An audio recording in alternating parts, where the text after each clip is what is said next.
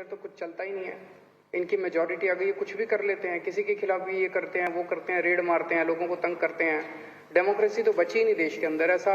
ऐसा इनको भी लगता है। इनसे जब प्राइवेट में बात करो ये भी बहुत दुखी है, ये भी सारे बहुत दुखी हैं वो, लेकिन ऊपर से ऑर्डर आते हैं कि भाई यहाँ पे जो ज्यादा तेज बोलेगा उसको पद मिलेगा। तो इनकी मजबूरी है, पर ये हैं सारे अपने ही, दिल से ये सारे अपने साथ हैं। सो जनतंत्र की जीत हुई है, जनतंत्र में लोगों का भरोसा बढ़ा है बहुत ज्यादा।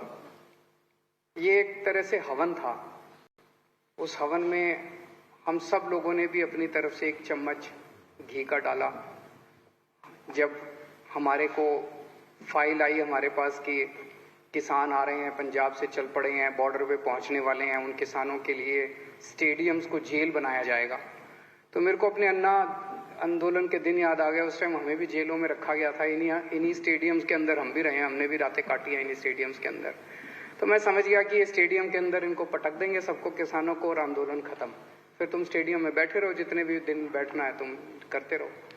तो हमने मंजूरी नहीं दी, बहुत नाराज हुई केंद्र सरकार, बहुत नाराज हुई। वैसे ही बहुत तंग करते हैं, मैंने सोचा और थोड़ा तंग कर लेंगे, क्या फर्क पड़ता है।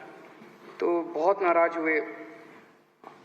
बॉर्डर के ऊपर जितनी जरूरत पड़ी, जब जरूरत पड़ी, पानी की, खाने की, टॉयलेट्स की, हमने पूरी मदद की किसानों की। तो हमने अपनी तरफ से जो भी हो सकता था पूरा किसानों की मदद की। एक चीज मैं देख रहा हूं, मतलब बेशर्मी की भी हद होती है। जब ये 3 काले कानून लाए गए तो भाजपा वालों ने चारों तरफ वाह क्या मास्टर स्ट्रोक है, और जब ये तीनों कानून वापस लिए गए तो बोले वाह क्या मास्टर स्ट्रोक।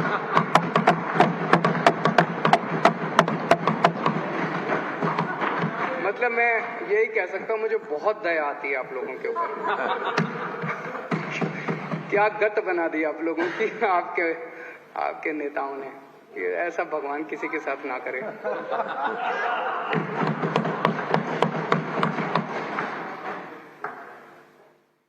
किसानों की जो मांगे हैं, अभी जो पेंडिंग मांगे हैं, हम उनका पूरा समर्थन करते हैं।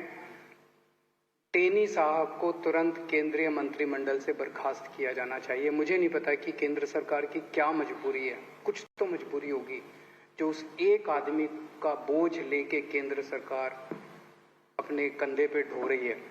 क्यों नहीं उसको हटा देते? मुझे नहीं पता कि उनकी क्या मजबूरी है, कुछ मजबूरी होगी जरूर, लेकिन पूरा देश मांग करता है कि ऐसे व्यक्ति को तुरंत बर्खास्त किया जाए।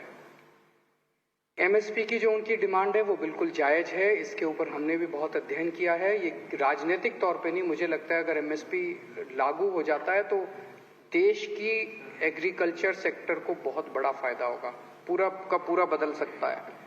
जितने केसेस, झूठे केसेस इन लोगों के ऊपर लगाए गए हैं वो सारे वापस लिए जाएं, और जो 700 किसान शहीद हो गए उनके परिवारों को उचित मुआवजा दिया जाए। किसान जब तक वहां बैठे हैं, किसान तय करेंगे वो कब उठना चाहते हैं। जब तक किसान वहां बैठे हैं हम किसानों के साथ हैं, पूरी तरह से किसानों के साथ हैं, हर कदम पे उनके साथ हैं। और गोपाल राय जी द्वारा जो यहाँ पे प्रस्ताव पेश किया गया मैं उसका पूरा समर्थन करता हूँ।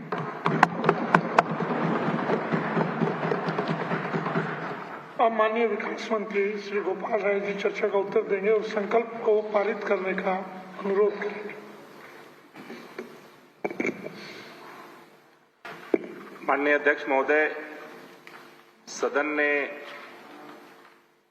पिछले 1 साल के किसान आंदोलन की जो दर्द है, जो पीड़ा है, और जो साहस है और जो सफलता है, उन सभी पहलुओं पर अपनी बात को रखा है। मैं इस सदन के सामने जो संकल्प है उसे पारित करने का अनुरोध करता हूं।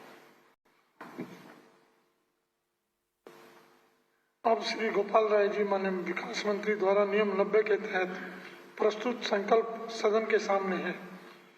जो इसके पक्ष में वो हाँ कहें, हाँ। जो इसके विरोध में ना कहें। हाँ पर जीता, संकल्प स्वीकार हुआ।